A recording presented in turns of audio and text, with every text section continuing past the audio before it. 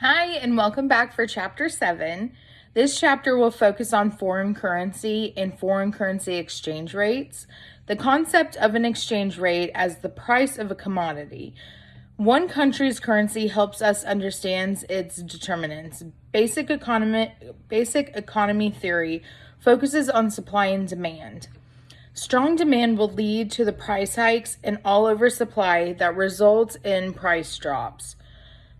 An example is when the U.S. sells products to China. The U.S. exporters demand to be paid in U.S. dollars instead of the Chinese yuan because the currency is useless outside of China. The easiest way to generate U.S. currency is for China to export to the United States, get paid in the U.S. dollars that they can use to pay for their goods.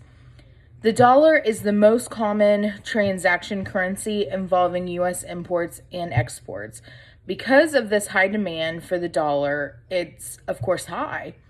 Look at figure 7.2 and review the diagram and what determines foreign exchange rates.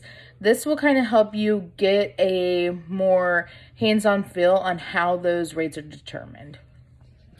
One of my favorite examples is discussed in this chapter in 7-1b. It is the Big Mac index, and I love this because it puts into a real world situation and a real tangible item that you take the McDonald's Big Mac hamburger. It's produced in 120 countries.